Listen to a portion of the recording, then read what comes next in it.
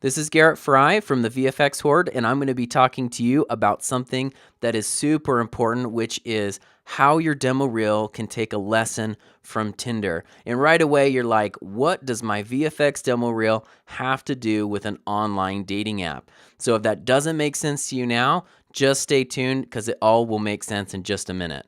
If we're going to take a lesson from Tinder, then let's take a look at some Tinder profiles and see what we can learn. And if we're going to be looking at some Tinder profiles, then maybe we should have some mood music. Kick it. Let's first take a look at Stuart. With Tinder profiles, we don't get a lot of information. We have a photo and a brief description, and that's about it. So Stuart here has to communicate a lot about himself with relatively few resources. So we're going to go ahead and deconstruct Stuart's profile and see what we can learn. First off, we can see that he is in a trendy bar, and most of the picture is taken up by this trendy bar, telling us that the environment is a reflection of him. Stuart is also sporting some stylish and hip clothes that makes him look like he belongs in that environment. He has perfectly groomed hair and a stubbled beard, and he has a full drink sitting there, almost as if he's inviting you to come drink with him. And then at the bottom here, he has a cliche metaphysical phrase. So what does this all add up to tell us about Stuart? That he's introspective, he's intellectual, he'll have stimulating conversations, and he's trendy and hip. Let's talk about another Tinder profile. This time, we're looking at Ben. So right away, we can tell from the Sound of Music composite on his profile image and his description that he is in speech and drama.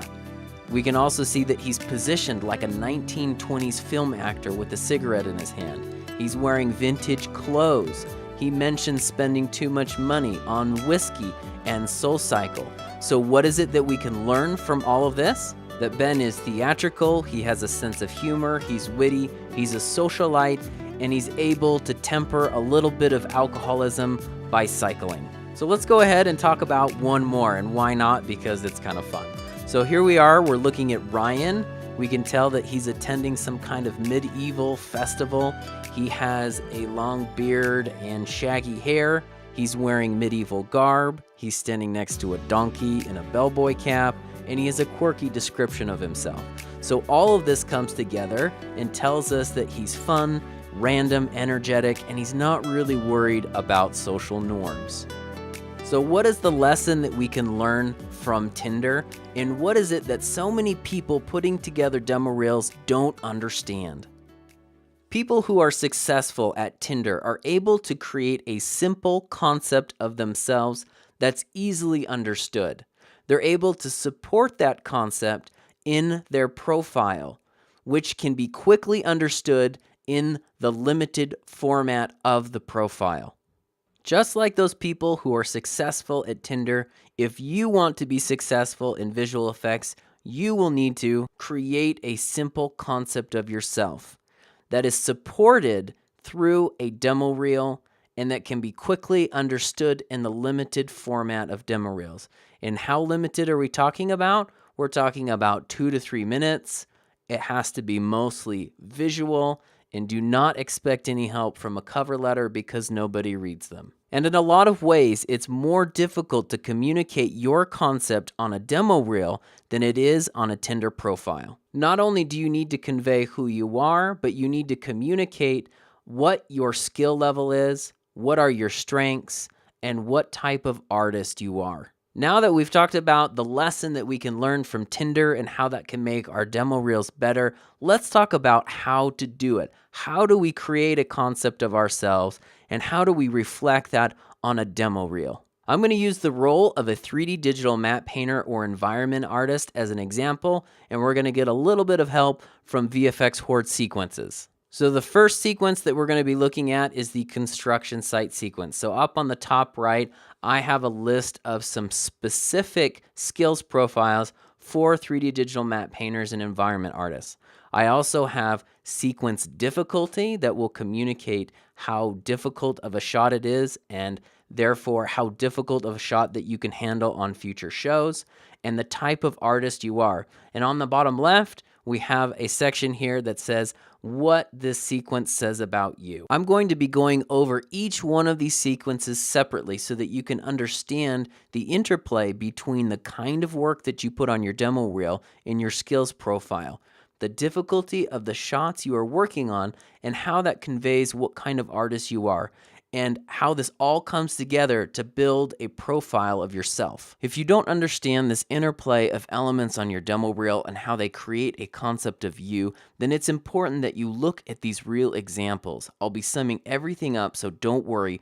Just make sure that you stay until the very end. In this construction site sequence, the DMP artist is going to be taking photos of construction site props and materials and placing them and integrating them into the shot. So this sequence has live action footage that has production value, is really focusing on lighting, color, and perspective, which is the bread and butter of all DMP artists. And there is some photo collage that will need to be done to warp and put these things in the right perspective. The difficulty level of the shots in this sequence fall between easy and moderate. It's a moving camera, it's a live action plate, there's a slight parallax in it, and so it can go anywhere in between that area. On the scale from DMP to generalist to TD, this work falls on the DMP side of that scale. And all of this comes together and says about you that you can work in feature films because you're working with live action footage. You're able to say that you can perfectly match lighting and color of the plate and that your perspective is always spot on. In a lot of ways, this sequence is perfect for those who are trying to convey that they have a solid foundation in the principles of matte painting. For the underpass sequence, the artist will be adding a background replacement where the opening is for all of these underpasses. They'll also be adding grime and muck all over the ground, in addition to barricades in select areas. This sequence has live action footage, lighting, color, and perspective are important. The DMP photo collage work is there, in addition to 3D lighting and rendering of the barricades and the opportunity to create 3D hero assets from those barricades. The difficulty on this sequence lies right there in the middle because you're combining 2D projected elements with 3D hero assets and lighting and rendering and paint overs and a background replacement. So those are a lot of elements to pull together all at once. And on the scale, it sits between DMP and generalist because you're starting to incorporate a lot of that 3D CG work. And all of this comes together and says about you that I can work in feature film. I can balance a lot of elements together. I can provide continuity of elements between shots. I can light, render, and integrate 3D elements, and I can perfectly match the light and color of the plate. In the cemetery sequence, the artist will be filling up this cemetery with statues, gravestones, and markers. This sequence offers live action footage. Lighting, color, and perspective is really important. There's a lot of DMP photo collage. You can take the 3D textured scanned models, light those, render them, and do paint overs. You can also take those assets and bring them up to a hero asset level. The sequence difficulty for this sequence sits right in the middle of moderate and leaning towards difficult because of the wide range the artist can do for this sequence. They can be a DMP artist, they can be a generalist, they can be a TD, and do all the different workflows or combine all of those together. All of this comes together and says, I can work in feature film, I can provide continuity of elements between shots, I can light, render, and integrate 3D elements, I can create hero assets and integrate those into shots, and I can seamlessly combine 3D and matte painted elements. So now that we have taken a look at these sequences, I want to emphasize the principle that what you put on your demo reel does create a concept of yourself. And it's important that you create a concept and you reflect that on a demo reel. You don't leave it to chance, and that you're strategic about how you go about doing it. So let's see how that plays out. So if you put feature film looking work on your demo reel,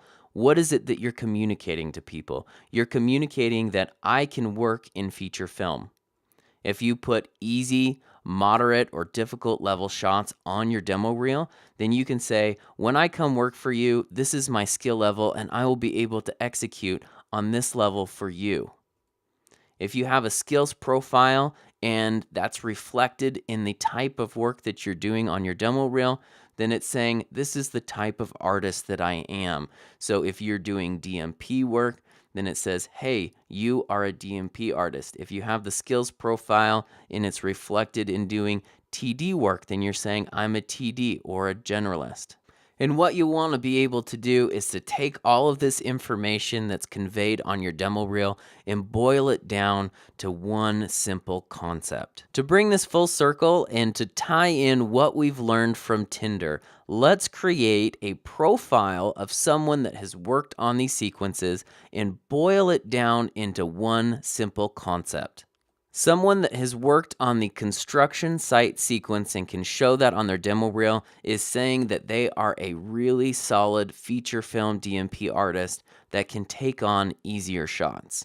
Someone that has worked on the underpass sequence is saying that they are a DMP generalist that can balance CG and DMP into a single workflow on moderately difficult shots. And somebody that's worked on the cemetery sequence is saying that they are a highly skilled DMP generalist that can take on DMP and also hero assets on more difficult level shots.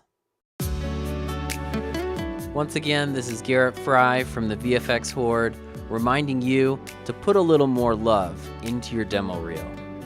Head over to the VFX Horde website and check out what sequences are available.